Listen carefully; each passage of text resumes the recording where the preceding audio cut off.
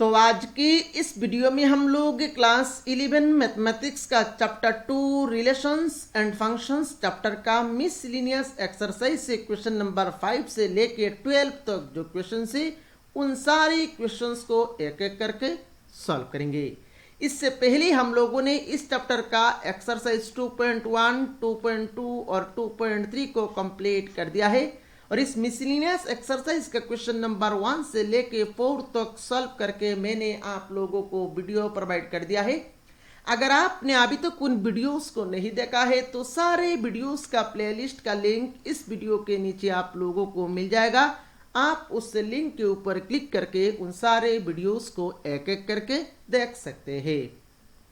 और अगर आपने अभी तक अपना प्यारा चैनल को सब्सक्राइब नहीं किया तो सब्सक्राइब कर लीजिए। अगर आप हमारे चैनल को फॉलो करेंगे तो क्लास 11 मैथमेटिक्स के लिए आप लोगों को कोई भी एक्स्ट्रा ट्यूशन लेने की जरूरत नहीं पड़ेगी।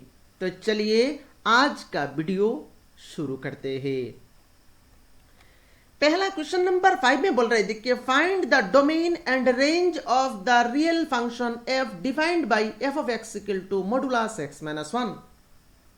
तो यहां पर हम लोगों को यह फंक्शन दिया गया है, हम लोगों को इस फंक्शन का डोमेन और रेंज दोनों निकालना है। तो चलिए इसका सॉल्यूशन शुरू करते हैं। तो यहां पर हम लोगों को फंक्शन दिया गया है f of x equal to modulus x minus 1। अब डोमेन मतलब क्या? Domain is the set where the function is defined. That means x का प्लेस में हम लोग क्या क्या पुट कर सकते हैं वो हम लोगों को निकालना है। अब यहां पर देखिए हमारे पास जो एक्सप्रेशन है, एक्सप्रेशन क्या है? Modulus x minus 1। अब इस केस में आप x के प्लेस में कोई भी वैल्यू पुट करें, कोई भी रियल नंबर अगर आप पुट करेंगे तो ये अल्टीमेटली एक वैल्यू देगा, ये कभी भी तो अनडिफाइंड नहीं होगा। आप x के प्लेस में मान लीजिए आपने x के प्लेस में 0 पुट किया तो 0 minus 1 ultimately modulus of minus 1 ultimately ये 1 होगा। मान लीजिए x के प्लेस में आप यहां पर 2 पुट किया आपने तो 2 माइनस 1 अल्टीमेटली ये मॉडुलस ऑफ 1 अल्टीमेटली ये वैल्यू 1 होगा। अभी मान लीजिए आपने x के प्लेस में नेगेटिव नंबर पुट किया -3 पुट किया तो -3 माइनस 1 मतलब ultimately modulus of -4 ultimately value का क्या होगा? 4 होगा। तो दैट मींस x के प्लेस में अगर आप डेसिमल वैल्यू भी पुट करेंगे तो भी ये नंबर अल्टीमेटली ये मॉडुलस सिंप्लीफाई करने के बाद एक वैल्यू आएगा। तो ये जो एक्सप्रेशन है, ये एक्सप्रेशन कोई भी रियल नंबर के लिए ये एक्सप्रेशन एक वैल्यू दे रहा है, ये तो अनडिफाइंड नहीं हो रहा है। दैट मीन्स हम लोग कह सकते हैं ये जो फंक्शन है इस फंक्शन का डोमेन हो जाएगा आपका real number that is r। तो यहां पर हम लोग लिखेंगे f of x is defined, f of x is defined for any real numbers, for any real numbers. Therefore domain of f of x is r. Therefore domain of f of x is r. r means set of all real numbers. अब आइए यहां पर हम लोगों को range निकालना है, तो रेंज कैसे निकालेंगे? अब देखिए यहां पर हमारे पास मैं फिर से यहां पर इस फंक्शन को लिख रहा हूं f of x equal to क्या? Modulus of x minus 1। तो यहां पर देखिए आप x का प्लेस में कोई भी वैल्यू पुट करेंगे तो पुट करने के बाद हम लोगों ने देखा है ये एक वैल्यू देता है, और हम लोगों ने ये भी देखा है जब ये वैल्यू मॉडुलस सिंप्लीफाई करने के बाद माइनस हो जाता है तो माइनस को यहां पर मॉडुलस क्या कर देता है? पॉजिटिव कर देता है। और अगर ये नंबर पॉजिटिव आ गया तो वैल्यू अल्टीमेटली पॉजिटिव होगा। दैट मीन्स मॉडुलस क्या कर देता है? मॉडुलस ये वैल्यू को, अगर ये वैल्यू नेगेटिव आए तो मॉडुलस ये नंबर को पॉजिटिव कर लेता है, और अगर पॉजिटिव आए तो पॉजिटिव ही रहेगा। दैट मीन्स यहां पर x के प्लेस में आप कोई भी रियल नंबर पुट करेंगे तो इमेज क्या होगा? इमेज हमेशा पॉजिटिव भी एक वैल्यू आएगा। रेंज मतलब क्या निकालना है? देखिए रेंज मतलब हम लोगों को निकालना क्या है? Set of all possible images of the values of domain. तो यहां पर डोमेन में हम लोग देखा है हम लोगों ने कोई भी रियल नंबर हम लोग पुट कर सकते हैं। तो डोमेन में कोई भी रियल नंबर पुट करने के बाद रेंज देखिए कोई भी वैल्यू पुट करने के बाद जो वैल्यू आएगा वो हमेशा क्या होगा? एक पॉजिटिव वैल्यू ही आएगा। दैट मीन्स यहां पर हम लोग कह सकते हैं range is the set of all positive real numbers, क्योंकि ये फंक्शन में x का वैल्यू कोई भी रियल नंबर पुट करने के बाद ये फंक्शन हमेशा क्या करता है? ये फंक्शन हमेशा पॉजिटिव वैल्यू ही देता है। तो अभी यहां पर हम लोग रेंज के लिए लिखेंगे now for any x belongs to r, comma modulus x minus 1 assumes modulus x minus 1 assumes positive real numbers, positive real numbers मतलब for any x belongs to r, ये जो एक्सप्रेशन है ये एक्सप्रेशन पॉजिटिव रियल नंबर्स ही देता है। तो therefore range of f of x is r plus. r plus का मतलब क्या है, r मतलब रियल नंबर और प्लस का मतलब क्या है, पॉजिटिव रियल नंबर। तो ये हो गया आपका क्वेश्चन नंबर 5 का सॉल्यूशन, और मेरे ख्याल से क्वेश्चन नंबर 5 का सॉल्यूशन आप लोगों को समझ में आया होगा। चलिए नेक्स्ट क्वेश्चन नंबर 6 को सॉल्व करते हैं। अब क्वेश्चन नंबर 6 में यहां पर बोला गया है, देखिए लेट f इक्वल टू, देखिए यहां पर ऑर्डर्ड पेयर फॉर्म में दिया गया है x, x square by 1 plus x square, x belongs to r, be a function from r to r, determine the range of f। तो यहां पर हम लोगों को इस फंक्शन का रेंज निकालना है। अभी ये जो फंक्शन है ये आपका सेट बिल्डर फॉर्म में दिया गया है। इसको अगर हम लोग नॉर्मल मेथड में लिखेंगे तो कैसे लिखेंगे, ये जो फंक्शन है इसको अगर हम लोग स्टैंडर्ड फॉर्म में लिखे तो कैसे लिखेंगे, f of x equal to x square divided by 1 plus x square. इसको मैंने आप लोगों को एक वीडियो में समझाया। जैसे कि यहां पर मान लीजिए ऑर्डर्ड पेयर x, y है, इसको अगर हम लोग इन टर्म्स ऑफ फंक्शन लिखेंगे तो कैसे लिखेंगे, इसको हम लोग लिखेंगे f of x equal to y। तो सेम मेथड ही यहां पर हम लोगों ने यूज किया। तो यहां पर देखिए एग्जाम में ये फंक्शन इस फॉर्म में ना दे के इस फॉर्म में भी दे के आपको क्वेश्चन पूछा जा सकता है। तो यहां पर अभी हम लोगों को फंक्शन मिल गया f of x equal to x square by 1 upon x square, और x क्या है, x हम लोग कोई भी रियल नंबर पुट कर सकते हैं। अब ये जो फंक्शन फॉर्म हुआ है इस फंक्शन का हम लोगों को क्या निकालना है, इस फंक्शन का रेंज निकालना है। तो रेंज निकालने के लिए हम लोग क्या करेंगे, रेंज निकालने के लिए हम लोग यहां पर नाम दे देंगे y। So let y is equal to f of x, this implies y is equal to f of x मतलब x square divided by 1 plus x square. अब देखिए नॉर्मली हम लोग क्या करते हैं, नॉर्मली हम लोग y in terms of x से हम लोग x in terms of y convert करते हैं, पर यहां पर नहीं करेंगे। क्यों, क्योंकि यहां पर देखिए ये जो एक्सप्रेशन है x square divided by 1 plus x square, x क्या है, एक्स हमारा कोई भी रियल नंबर है। तो यहां पर हम लोग एक्स का प्लेस में हम लोग कोई भी रियल नंबर पुट करें, एक्स का प्लेस में अगर हम लोग पॉजिटिव नंबर पुट करेंगे तो अल्टीमेटली ये पूरा एक्सप्रेशन का वैल्यू क्या होगा, पॉजिटिव ही होगा। और अगर आपने एक्स का प्लेस में निगेटिव वैल्यू पुट किया तो निगेटिव वैल्यू पुट करने के बाद देखिए सिंपलीफाई जब आप करेंगे तो निगेटिव नंबर स्क्वायर तो पॉजिटिव हो जाएगा, और डिनोमिनेटर में भी देखिए 1 प्लस निगेटिव नंबर स्क्वायर तो ये भी पॉजिटिव हो जाएगा। दैट मींस एक्स का प्लेस में अगर आपने कोई भी रियल नंबर पुट किया तो ये जो एक्सप्रेशन है ये एक्सप्रेशन का वैल्यू हमेशा क्या होगा, पॉजिटिव भी होगा। दैट मींस ग्रेटर देन 0 होगा। पॉजिटिव का मतलब क्या है, ग्रेटर देन 0। अभी आप मान लीजिए आपने एक्स का वैल्यू 0 पुट किया, तो जब आपने x का वैल्यू 0 पुट किया तो उस केस में देखिए ये एक्सप्रेशन का वैल्यू क्या होगा, 0 square divided by 1 plus 0 square. That means 0 by 1 तो अल्टीमेटली क्या होगा, 0 होगा। दैट मींस ये जो वैल्यू है, ये जो एक्सप्रेशन है, इस एक्सप्रेशन का वैल्यू एक केस में 0 भी हो सकता है। तो यहां पर हम लोगों को इक्वल टू भी लगाना पड़ेगा। तो हम लोगों ने देखा है for any value of x the value of expression x square divided by 1 plus x square greater than or equal to 0। So this implies, अभी ये एक्सप्रेशन का नाम y है तो यहां से हम लोग लिख सकते हैं y का वैल्यू क्या होगा, greater than or equal to 0, और इसको हम लोगों ने इनइक्वालिटी नंबर 1 दे दिया। अभी फिर से देखिए ऑल्सो यहां पर देखिए हम लोग लिख सकते हैं क्या, x square is always less than x square plus 1 for all x belongs to r।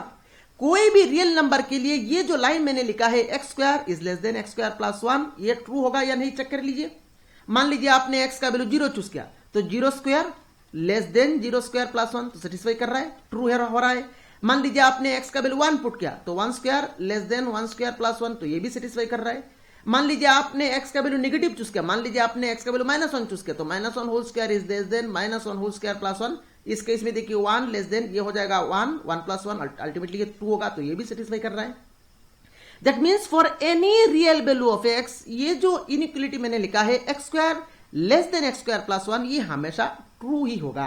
तो ऑल्सो देखिए हम लोगों ने इस लाइन को लिख लिया, दिस इंप्लाइज एक्स स्क्वायर। अभी इस एक्स स्क्वायर प्लस 1 को हम लोग लेफ्ट साइड में लेके आएंगे तो ये नीचे आ जाएगा, एक्स स्क्वायर प्लस 1 ऐसे नीचे आ जाएगा, लेस देन 1 हो जाएगा, दिस इंप्लाइज। अभी ये जो एक्सप्रेशन है x square divided by x square plus 1 ये क्या है, इसको हम लोगों ने y नाम दिया था तो ये हो गया आपका y लेस देन 1। इसको अभी हम लोग इनइक्वालिटी 2 नाम दे देंगे। Therefore from 1 and 2 we get, अभी 1 और 2 दोनों इनइक्वालिटी कंबाइन करेंगे तो क्या हो जाएगा, 1 कहता है y greater than equal to 0, that means 0 less than equal to y, इसको हम लोगों ने उल्टा करके लिख लिया। और 2 को अगर हम लोग लेंगे, 2 कहता है y लेस देन 1, तो y लेस देन 1, यहां पर हम लोगों ने y लेस देन दे दिया। तो y का वैल्यू क्या होना चाहिए, y का वैल्यू 0 हो सकता है या फिर 0 से बड़ा होना चाहिए और 1 से छोटा होना चाहिए। Therefore range of f of x is closed interval 0। Closed interval 0 क्यों, क्योंकि यहां पर इक्वल टू भी है तो क्लोज्ड इंटरवल 0, 1, और क्योंकि ओनली लेस देन है तो यहां पर हम लोग राइट ओपन दे देंगे।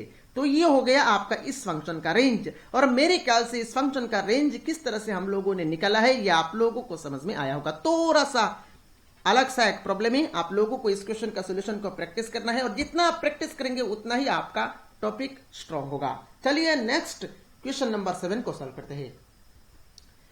अब क्वेश्चन नंबर 7 में देखिए यहां पर हम लोगों को दो फंक्शन दिया गया है। Let f g from r to r be defined respectively f of x दिया गया है, g of x दिया गया है। हम लोगों को f प्लस जी निकालना है, f माइनस जी निकालना है और f बाई जी निकालना है। तो यहां पर चलिए सोल्यूशन शुरू करते हैं। तो f प्लस जी हम लोगों को निकालना है, पर यहां पर तो f plus g of what नहीं दिया गया है। तो अल्टीमेटली देखिए f प्लस जी निकालना है तो हम लोग तो f plus g of x निकालेंगे। तो f plus g of x का जो वैल्यू होगा अल्टीमेटली वही हो जाएगा आपका f प्लस जी का वैल्यू। तो यहां पर हम लोग क्या करेंगे, f plus g of x का वैल्यू निकालेंगे। तो ये जो वैल्यू होगा वो अल्टीमेटली f प्लस जी का ही वैल्यू होगा। ठीक है, तो यहां पर देखिए यहां पर सम ऑफ टू फंक्शन, ये एक f फंक्शन है और g फंक्शन है। तो सम ऑफ टू फंक्शन को यहां पर हम लोग ऐसे अलग अलग कर सकते हैं, मतलब f plus g of x को हम लोग लिख सकते हैं f of x plus g of x, this is equal to, अभी f ऑफ x का वैल्यू क्या है x प्लस 1, तो यहां पर हम लोगों ने लिख लिया x plus 1, then plus g of x का वैल्यू क्या है ट्वाइस x माइनस 3, तो ट्वाइस x माइनस 3 लिख लिया, दिस इज इक्वल टू, अभी x प्लस ट्वाइस x करेंगे तो ये हो जाएगा आपका थ्राइस x और 1 माइनस 3 करेंगे तो ये हो जाएगा आपका minus 2। That means f plus g of x का वैल्यू आ गया आपका थ्राइस x माइनस 2। नेक्स्ट हम लोग क्या निकालेंगे, नेक्स्ट हम लोग निकालेंगे f minus g of f minus g of x is equal to, तो सेम मेथड यहां पर हम लोग अप्लाई करेंगे, f minus g of x को लिखेंगे f of x minus g of x is equal to, f of x का value क्या है, f ऑफ x का वैल्यू है आपका x plus 1, then minus g of x का वैल्यू क्या है, g ऑफ x का वैल्यू है आपका twice x minus 3, this is equal to x plus 1, यहां पर ब्रैकेट को उठाएंगे तो ये हो जाएगा आपका minus twice x plus 3, this is equal to x minus twice x हो जाएगा आपका माइनस x और 1 प्लस 3 करेंगे तो ये हो जाएगा आपका प्लस 4। तो फाइनली यहां पर f minus g of x का वैल्यू आ गया आपका माइनस x प्लस 4। नेक्स्ट हम लोगों को निकालना है f बाई जी निकालना है, दैट मीन्स अल्टीमेटली हम लोग निकालेंगे f by g of x। तो f by g of x को कैसे लिखेंगे, f by g of x को हम लोग लिखेंगे f of x divided by g of x, f of x divided by g of x, this is equal to, f of x का value क्या है, f ऑफ x का value दिया गया है आपका x plus 1 divided by g of x का value है आपका ट्वाइस x माइनस 3, तो ये हो गया आपका f by g of x का वैल्यू। तो इसी के साथ ही यहां पर हम लोगों ने क्वेश्चन नंबर 7 को सॉल्व कर लिया और मेरे ख्याल से क्वेश्चन नंबर 7 का सॉल्यूशन भी आप लोगों को समझ में आया होगा। चलिए नेक्स्ट क्वेश्चन नंबर 8 को सॉल्व करते हैं। क्वेश्चन नंबर 8 में यहां पर लिखा गया है, देखिए let f equal to ordered pair 1,1, then ordered pair 2,3, then ordered pair 0,-1, then ordered pair -1,-3 be a function from z to z मतलब integer z to z defined by f of x equal to ax plus b for some integers a and b। हम लोगों को a और b मतलब small a और small b, ये जो फंक्शन है में स्मॉल a और स्मॉल b है, ये दोनों का वैल्यू हम लोगों को निकालना है। तो चलिए इसका सॉल्यूशन शुरू करते हैं। तो यहां पर देखिए हम लोगों को फंक्शन क्या दिया गया है, हम लोगों को f ऑफ x दिया गया है ax प्लस b।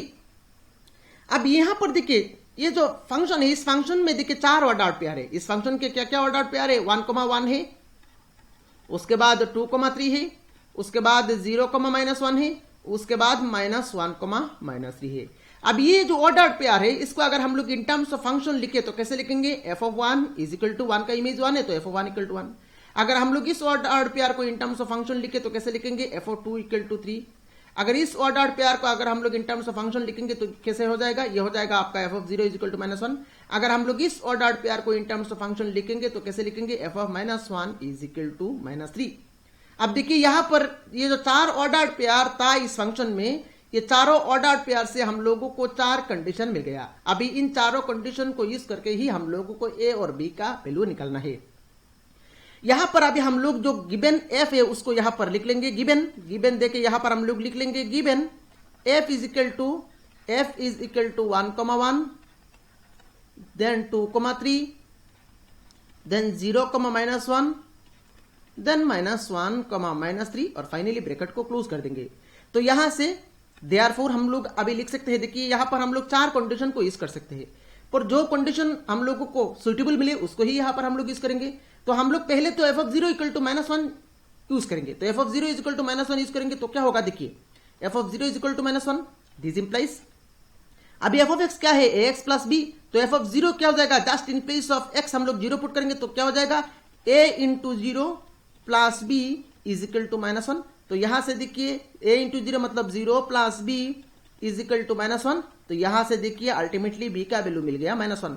तो देखिए ये जो f(0) = -1 इसको हम लोगों ने इसीलिए यूज किया, इसको यूज करने के बाद डायरेक्टली हम लोगों को b का वैल्यू मिल गया।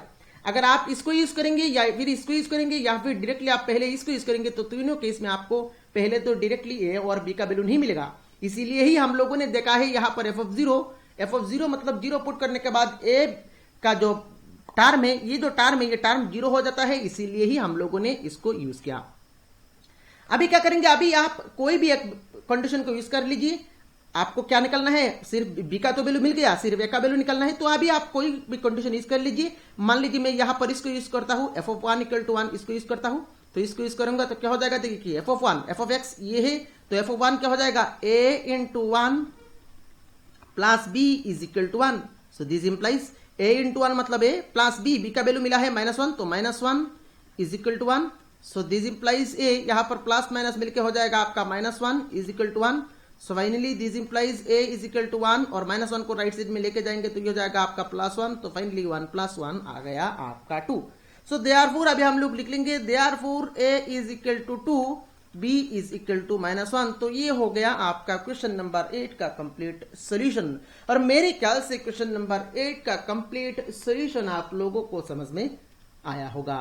चलिए नेक्स्ट क्वेश्चन नंबर 9 को सॉल्व करते हैं। अब क्वेश्चन नंबर 9 में देखिए बोल रहा है, देखिए let capital R be a relation from natural number to natural number defined by R = ordered pair a, b such that a b belongs to n and a = b²।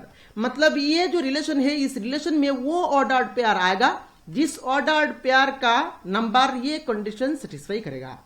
Are the following true. अभी हम लोगों को check करना है, यहां पर हम लोगों को 3 कंडीशन दिया गया है, ये तीनों कंडीशन ट्रू है या नहीं हम लोगों को चेक करना है। चलिए एक एक करके यहां पर शुरू करते हैं। रोमन 1 में बोल रहा है, देखिए रोमन 1 में बोल रहा है, देखिए a belongs to R for all a belongs to natural number. That means इस नेचुरल नंबर से आप कोई भी a लेंगे तो हमेशा a बिलोंग्स टू R ही होगा। मतलब a type of element R में होगा, कोई भी नेचुरल नंबर के लिए ये सेटिस्फाई करेगा, ये क्वेश्चन में बोल रहा है। तो हम लोगों को बताना है ये कंडीशन ट्रू है या नहीं। अब देखिए मान लीजिए आपने a का वैल्यू 1 पुट किया, तो a का वैल्यू 1 पुट किया, दैट मीन्स क्या हो जाएगा, ऑर्डर्ड पेयर हो जाएगा आपका 1,1। अब 1,1 इस रिलेशन में है या नहीं, 1,1 इस रिलेशन में होने के लिए ये कंडीशन सेटिस्फाई करना पड़ेगा। ये कंडीशन क्या है, a = b²। दैट मीन्स यहां पर हम लोग a का वैल्यू 1 है और b का वैल्यू क्या है, b का वैल्यू भी आपका 1 है, दैट मीन्स 1 = 1²। तो ये तो सेटिस्फाई कर रहा है, दैट मीन्स 1,1 इसमें आ जाएगा, 1,1 इस रिलेशन में आ जाएगा।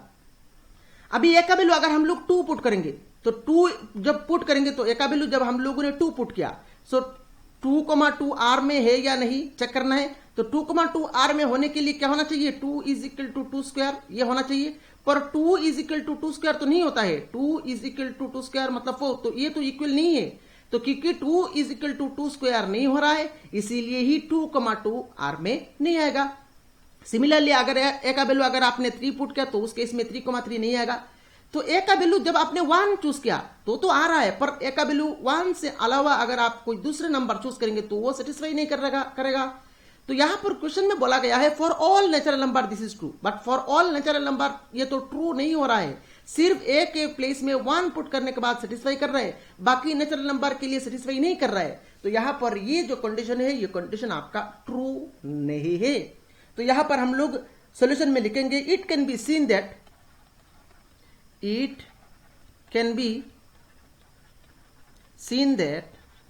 it can be seen that 2 belongs to natural number, however 2 not is equal to 2 square is equal to 4, however 2 not is equal to 2 square और 2 square is equal to 4 आता है।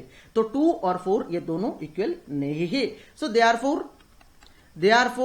2,2 does not belongs to R, 2,2 does not belongs to R, therefore A, belongs to R for all। ये जो for all इसको अगर हम लोग symbolically लिखेंगे तो ये उल्टा ए से जो सिंबल है, इस सिंबल का मीनिंग क्या होता है, इस सिंबल को अगर हम लोग लैंग्वेज में पढ़ेंगे तो इसको पढ़ेंगे फॉर ऑल। तो for all a belongs to natural number is not true, या फिर आप इज फॉल्स लिखेंगे तो भी यहां पर करेक्ट होगा। तो ये हो गया आपका रोमान 2 का आंसर। अभी चलिए रोमान 1 का आंसर। अभी चलिए रोमान 2 में बोल रहे थे कि अगर ए बी आर में हो तो बी ए बी आर में होगा। अब यहां पर हम लोग एक ऑर्डर पेयर मान लेते हैं। मान लीजिए देखिए 9,3 आर में है, 9,3 आर में है क्योंकि 9 इज इक्वल टू ए का वैल्यू 9 है और बी का वैल्यू क्या है 3 है। तो 9 इज इक्वल टू 3 स्क्वायर और 3 स्क्वायर अल्टीमेटली 9 होता है। दैट मीन्स 9,3 आर में है। तो क्वेश्चन में बोल रहे थे कि अगर ए बी आर में हो तो बी ए बी आर में होगा, अगर ए बी आर में हो तो बी ए बी आर में होगा। तो यहां पर 9,3 आर में है, यह हम लोगों ने देखा है। अब यह हम लोगों को यह चेक करना है 3,9 आर में है या नहीं, 3,9 आर में है या नहीं। अब 3,9 आर में होने के लिए 3 इज इक्वल टू 9 स्क्वायर होना चाहिए, पर 3 इज इक्वल टू 9 स्क्वायर तो नहीं होता है क्योंकि 9 स्क्वायर होता है आपका 81। तो 3 is not equal to 9 square. तो अगर 9,3 आर में हो तो 3,9 आर में नहीं है। तो क्वेश्चन में बोल रहे थे कि ये हमेशा सेटिस्फाई होगा, पर यह हमेशा तो सेटिस्फाई नहीं कर रहा है। एक ऑर्डर्ड पेयर हम लोगों को मिल गया, अगर वो ऑर्डर्ड पेयर आर में हो तो उसका उल्टा आर में नहीं होता है। दैट मीन्स ये जो रिजल्ट है ये रिजल्ट आपका क्या है, ये रिजल्ट आपका फॉल्स है। तो यहां पर हम लोग रोमान 2 में लिखेंगे clearly 9,3 belongs to R, 9,3 belongs to R as 9 is equal to 3 square, as 9 is equal to 3 square, but 3,9 इसको अगर हम लोग उल्टा करेंगे तो ये R में नहीं होगा। But 3,9 does not belongs to R as 3 is not is equal to 9 square, therefore अभी हम लोग लिखेंगे therefore A, B belongs to R implies B, A belongs to R is false। ये क्या है, ये आपका ट्रू नहीं है, ये फॉल्स हो गया। अभी चलिए नेक्स्ट रोमान 3 में चलते हैं। रोमान 3 में बोल रहे थे कि अगर ए बी आर में हो, बी सी आर में हो तो ए सी बी आर में होगा। तो ये हमेशा ट्रू है या नहीं हम लोगों को बताना है। तो यहां पर इसको कैसे करेंगे, अभी देखिए मान लीजिए हम लोगों ने ऑर्डर्ड पेयर 16,4 को चूज किया, तो 16,4 देखिए आर में होगा, 16,4 आर में है क्योंकि 16 is equal to 4 square satisfy होता है। तो 16 is equal to 4 square satisfy हो रहा है, दैट मीन 16,4 आर में है। नेक्स्ट देखिए ए बी, तो बी से ही नेक्स्ट ऑर्डर पेयर लेना है। तो यहां पर बी क्या है 4 है, तो नेक्स्ट लेंगे हम लोग 4,2 ले लेंगे। तो 4,2 भी आर में होगा क्योंकि 4 इज इक्वल टू 2 स्क्वायर ये सेटिस्फाई होता है। तो ये देखिए ए बी बी सी, तो अगर A B B C R में है तो क्वेश्चन में बोल रहा है देखिए ए सी बी आर में होगा। ए कितना है, ए 16 है, सी कितना है 2 है। तो ए सी बी क्वेश्चन में बोल रहे थे कि ए सी बी आर में होगा, पर यहां पर ए सी आर में होने के लिए 16 इज इक्वल टू 2 स्क्वायर होना चाहिए, पर 16 इज इक्वल टू 2 स्क्वायर तो नहीं है। That means A C R में नहीं हो रहा है। तो ए बी बी सी अगर आर में हो तो ए सी हमेशा आर में नहीं होगा। हम लोगों को यहां पर 2 ऑर्डर्ड पेयर ऐसा मिला है। तो चलिए नेक्स्ट रोमान 3 में हम लोग सॉल्यूशन में लिखेंगे, क्या लिखेंगे, रोमान 3 में हम लोग लिखेंगे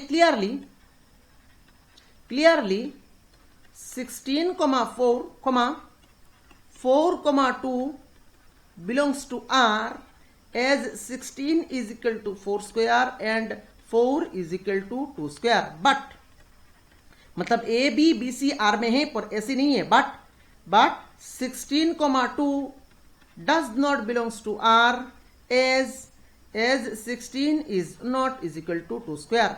तो ये कंडीशन सेटिस्फाई नहीं हुआ है। तो देयरफॉर अभी हम लोग लिख लेंगे therefore A B belongs to R comma A B B C belongs to R implies AC belongs to R is false। तो ये हो गया आपका क्वेश्चन नंबर 9 का कंप्लीट सॉल्यूशन।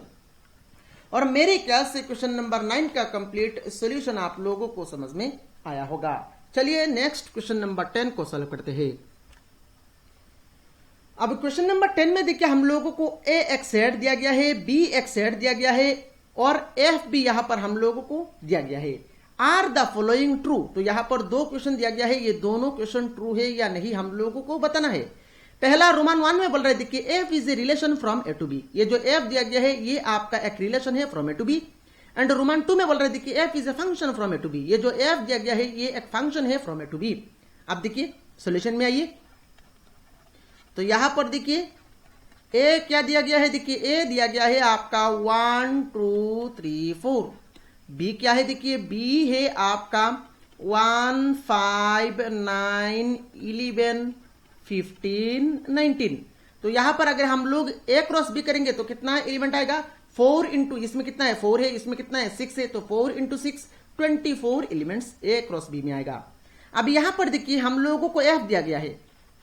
एफ क्या है, देखिए एफ में ऑर्डर्ड पेयर है आपका 1,5, देन है आपका 2,9, देन है आपका 3,1, देन है आपका 4,5 एंड देन है आपका 2,11। अब ये जो एफ है ये रोमन 1 में बोल रहे थे कि ये एक फंक्शन है, ये एक रिलेशन है फ्रॉम ए टू बी। अब देखिए रिलेशन होने के लिए ये ए क्रॉस बी का सबसेट होना चाहिए। अब हम लोग चेक करते हैं ये ए क्रॉस बी का सबसेट होगा या नहीं होगा।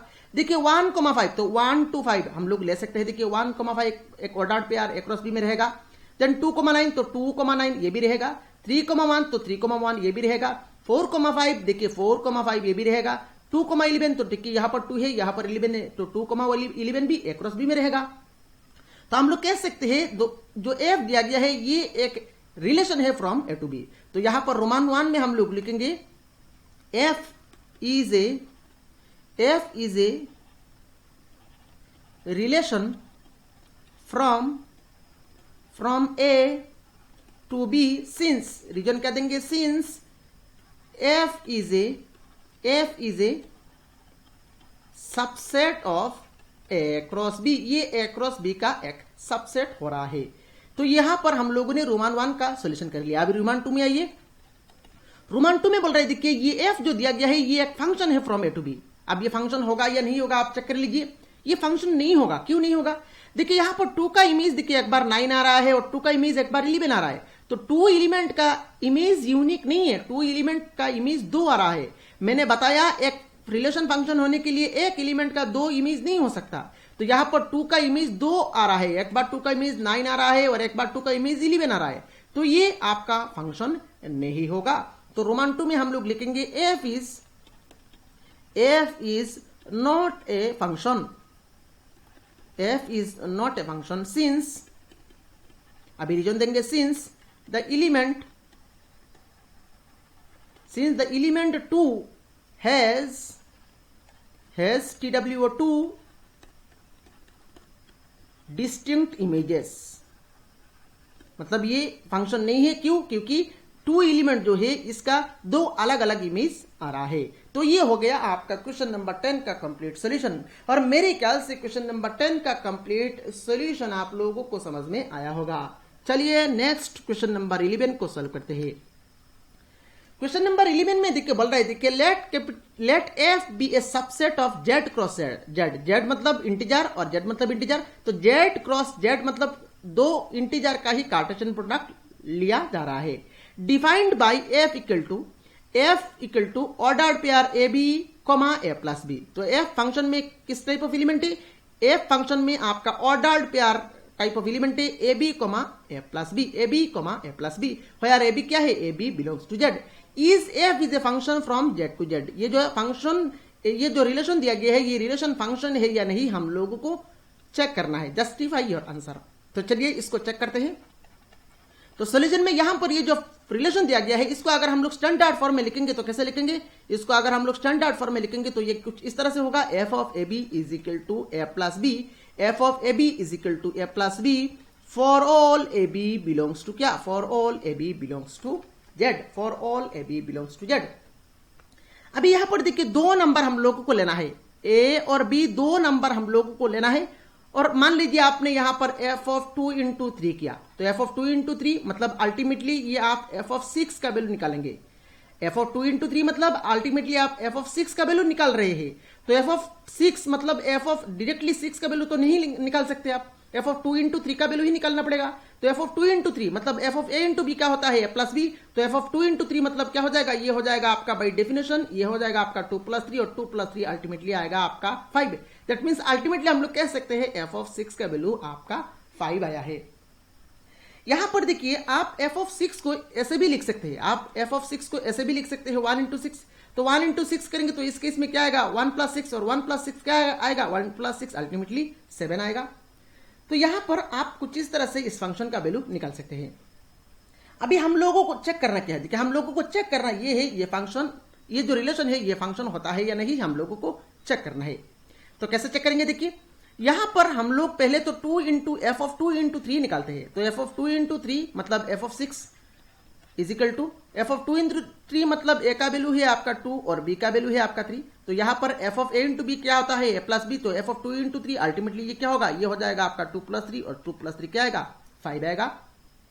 नेक्स्ट देखिए, next F of minus 2, F of minus 2 into minus 3, ए और बी हम लोग कोई भी इंटीजर ले सकते हैं, तो अभी हम लोगों ने यहां पर ए और बी का वैल्यू यहां पर -2 और -3 चूज किया, तो इस केस में क्या हो जाएगा, इस केस में भी अल्टीमेटली -2 इंटू -3 को गुना करेंगे तो ये हो जाएगा आपका 6 एफ ऑफ 6। अभी एफ ऑफ ए, ये ए है और ये बी है, तो F of a comma b क्या होता है, f of a comma b नहीं, f of A into b होता है आपका ए प्लस बी, तो एफ ऑफ -2 इंटू -3 क्या हो जाएगा, ये हो जाएगा आपका -2 प्लस -3। अभी -2 प्लस और माइनस मिलके -3, तो अल्टीमेटली ये आ जाएगा आपका -5। अब देखिए, अब यहां पर देखिए एक केस में 6 का इमेज आ रहा है 5 और एक केस में 6 का इमेज आ रहा है आपका -5, तो ये फंक्शन होगा नहीं होगा, क्योंकि 6 जो एलिमेंट है ये एलिमेंट का 2 इमेज आ रहा है, 6 जो एलिमेंट है ये एलिमेंट का 2 अलग अलग इमेज आ रहा है, इसीलिए ही ये जो रिलेशन है ये रिलेशन आपका फंक्शन नहीं होगा। तो अभी हम लोग लिखेंगे since the element 6 has 2 distinct images, since the element 6 has 2 distinct images, so f is not a function from z to z। तो यहां पर 6 का 2 अलग अलग इमेज आ रहा है, इसीलिए ही यहां पर हम लोग इसको फंक्शन नहीं कहेंगे। अभी यहां पर आप हम लोगों ने 6 को लेके यहां पर चेक किया है, आप यहां पर 12 को लेके भी चेक कर सकते हैं, मतलब आप एफ ऑफ 4 इंटू 3 चेक कर सकते हैं, एफ ऑफ -4 इंटू -3 को लेके भी आप यहां पर रीजन दे सकते हैं, और भी बहुत सारे यहां पर नंबर आप कंसिडर कर सकते हैं। तो यहां पर क्वेश्चन नंबर 11 का सॉल्यूशन हम लोगों ने कंप्लीट कर लिया, और मेरे ख्याल से क्वेश्चन नंबर 11 का सॉल्यूशन आप लोगों को समझ में आया होगा। चलिए नेक्स्ट क्वेश्चन नंबर 12 को सॉल्व करते हैं। और क्वेश्चन नंबर 12 में यहां पर देखिए दिया गया है, लेट ए एक सेट दिया गया है, इसमें एलिमेंट्स है आपका 9, 10, 11, 12 और 13, and let f from a to n be defined by f of n equal to the highest prime factor of n. Find the range of f. Range of f मतलब ये जो सेट है, इस set का possible images हम लोगों को निकालना है। तो यहां पर हम लोग क्या करेंगे, देखिए फंक्शन जो है ये आपका a to n, मतलब a क्या है, a ये सेट है और n क्या है, n आपका नेचुरल नंबर है। तो हम लोगों को रेंज निकालना है, मतलब possible images of the elements of a निकालना है। दैट मीन्स हम लोगों को एफ ऑफ 9 का वैल्यू निकालना है। तो मान लीजिए एफ ऑफ 9 का वैल्यू ए आया है, तो ये जो ए है ये आपका 9 का इमेज होगा। ये क्या है, ये ए जो है ये आपका 9 का इमेज है। तो इसी तरह से ही यहाँ पर हम लोगों को एफ ऑफ 10 निकलना है, एफ ऑफ 11 निकलना है, एफ ऑफ 12 निकलना है, एफ ऑफ 13 निकलना है। उसके बाद सारे इमेजेस को कलेक्ट करके एक सेट बना देना है, और वो सेट हो जाएगा आपका रेंज ऑफ एफ। अभी चलिए एक एक करके यहाँ पर हम लोग निकलना शुरू करते हैं। तो यहां पर हम लोगों को जो एफ ऑफ एन दिया गया है, एफ ऑफ एन क्या है, एफ ऑफ एन है आपका the highest prime factor of N. F of N क्या है, the highest prime factor of N. अभी आप आइए एफ ऑफ 9 में। एफ ऑफ 9 मतलब क्या हो जाएगा, एफ ऑफ 9 का मतलब हो जाएगा the highest prime factor of 9। अभी इसको कैसे निकालेंगे, हाईएस्ट प्राइम फैक्टर ऑफ 9। तो 9 को आप यहां पर फैक्टर में कन्वर्ट करिए। तो 9 को हम लोग लिख सकते हैं 3 इंटू 3। हालांकि आप 9 को 1 इंटू 9 भी लिख सकते हैं, पर 1 इंटू 9 हम लोग नहीं लिखेंगे। क्यों, क्योंकि यहां पर जो फैक्टर है, दोनों फैक्टर का दोनों नंबर यहां पर प्राइम नहीं है। तो ये जो नंबर है, इस नंबर को हम लोग कुछ इस तरह से फैक्टर में कन्वर्ट हम लोग करेंगे ताकि जो नंबर यहां पर है दोनों आपका प्राइम नंबर होना चाहिए। तो 9 को यहां पर हम लोगों ने फैक्टर में कन्वर्ट कर लिया। कौन सा फैक्टर आया है, 3 इंटू 3। अभी देखिए 9 का ये जो फैक्टर है, इस फैक्टर में हाईएस्ट प्राइम फैक्टर कौन सा है, हाईएस्ट प्राइम फैक्टर, दोनों प्राइम नंबर है, दोनों सही में। तो हाईएस्ट प्राइम फैक्टर क्या आ रहा है, 3 आ रहा है। तो यहां पर इसका वैल्यू आ जाएगा आपका 3। अभी नेक्स्ट आइए एफ ऑफ 10 में। एफ ऑफ 10 मतलब the highest prime factor of 10। अभी 10 को हम लोग क्या लिख सकते हैं, 10 को अगर हम लोग प्राइम फैक्टराइजेशन करेंगे तो क्या हो जाएगा, 2 इंटू 5 लिखेंगे, क्योंकि 2 प्राइम है, 5 प्राइम है। आप ऐसे नहीं लिखेंगे 10 इंटू 1 नहीं लिखेंगे, क्योंकि 10 प्राइम नहीं है, 1 प्राइम नहीं है। तो आपको यहां पर 10 जो नंबर है, इसको आपको प्राइम फैक्टराइजेशन करना है। तो प्राइम फैक्टराइजेशन करेंगे तो 2 इंटू 5 हम लोगों को लिखना है। अभी इन दोनों में से हाईएस्ट क्या है, इन दोनों में से हाईएस्ट है आपका 5। तो यहां पर एफ ऑफ 10 हो जाएगा आपका 5। नेक्स्ट आइए एफ ऑफ 11 में। एफ ऑफ 11 में अभी एफ ऑफ 11 देखिए, ये जो नंबर है, ये नंबर आपका 11 जो नंबर है, ये आपका itself is a prime number. तो एफ ऑफ 11 क्या हो जाएगा, F of 11 is nothing but 11 हो जाएगा। क्योंकि 11 को हम लोग यहाँ पर प्राइम फैक्टर में कन्वर्ट नहीं कर पाएंगे। अगर आप यहाँ पर 11 को 1 इंटू 11 लिखेंगे तो ये रॉन्ग होगा, क्योंकि 1 आपका प्राइम नंबर नहीं है। तो 11 अल्टीमेटली इसको हम लोग नहीं लिख सकते, प्राइम फैक्टर में कन्वर्ट नहीं कर सकते, क्योंकि ये आपका नंबर जो है ये itself is a prime number. तो अल्टीमेटली 11 एफ ऑफ 11 मतलब अल्टीमेटली 11 ही आ जाएगा। नेक्स्ट आइए एफ ऑफ 12 में। एफ ऑफ 12 में अब ये हम लोगों को 12 को प्राइम फैक्टराइजेशन करना है। अभी देखिए हम लोग यहाँ पर 12 को तो 6 इंटू 2 लिख सकते हैं, पर ये रॉन्ग होगा, क्योंकि यहाँ पर 6 आपका प्राइम नंबर नहीं है। तो कैसे लिखेंगे, इस 12 को हम लोग लिखेंगे, 12 को हम लोग कैसे लिखेंगे, 2 इंटू 3 इंटू 2 इंटू 3 6 और 6 इंटू 2 12। तो ये तीनों नंबर क्या है, प्राइम नंबर है। तो 12 का प्राइम फैक्टराइजेशन तो हम लोगों ने कर दिया। अभी ये जो प्राइम फैक्टराइजेशन क्या है, इसमें सबसे हाईएस्ट नंबर क्या है, सबसे हाईएस्ट नंबर है आपका 3। तो यहां पर एफ ऑफ 12 हो जाएगा आपका 3। तो लास्ट हम लोगों को निकलना है एफ ऑफ 13। एफ ऑफ 13 अब 13 जो नंबर है ये itself is a prime number है। तो एफ ऑफ 13 क्या हो जाएगा, एफ ऑफ 13 हो जाएगा आपका 13। तो अभी हम लोगों ने सारे एलिमेंट्स का इमेज निकाल लिया। तो देयरफॉर अभी हम लोग रेंज ऑफ एफ बोल पाएंगे। तो therefore range of F is क्या हो जाएगा, सारे इमेजेस को कलेक्ट करके हम लोगों को सेट के फॉर्म में लिखना है। तो पहले तो 3 आएगा, उसके बाद 5, देन आएगा आपका 11, अभी देन 3, और 3 तो हम लोगों ने ऑलरेडी लिख लिया, तो इस 3 को दोबारा नहीं लिखना है। देन आएगा आपका 13। तो फाइनली यहां पर हम लोग 13 लिख लेंगे और क्लोज कर देंगे सेकंड ब्रैकेट को। तो ये हो गया आपका इस फंक्शन का रेंज। और इसी के साथ ही यहां पर हम लोगों ने क्वेश्चन नंबर 12 का सोल्यूशन भी कंप्लीट कर दिया। और मेरे ख्याल से क्वेश्चन नंबर 12 का सोल्यूशन भी आप लोगों को समझ में आया होगा। तो ये जो चैप्टर है रिलेशन फंक्शन, ये चैप्टर हमारा पूरा कंप्लीट हो गया। ये चैप्टर पूरा कंप्लीट हो गया। सारे क्वेश्चंस को हम लोगों ने सॉल्व किया है। तो आप यहां पर फिर से प्लेलिस्ट में सारे वीडियो मैंने ऐड कर दिया है, फिर से सारे वीडियो को यहां पर देख लीजिए और सारे सोल्यूशन को कॉपी में नोट डाउन कर लीजिए और इनको बार बार आप प्रैक्टिस करिए। जितना प्रैक्टिस करेंगे उतना ही आपका मैथमेटिक्स स्ट्रांग होगा। तो मैथमेटिक्स सब्जेक्ट को स्ट्रांग बनाने के लिए एक ही तरीका है, प्रैक्टिस। आप जितना प्रैक्टिस करेंगे उतना ही आपका मैथमेटिक्स सब्जेक्ट स्ट्रांग होगा। तो चलिए मिलते हैं अगला वीडियो में। इस वीडियो में इतना ही। ये वीडियो कैसा लगा आपको कमेंट बॉक्स में कमेंट करके बताना है। इस वीडियो को लाइक करना है, अपने सारे फ्रेंड्स के साथ शेयर करना है। Thank you for watching this video.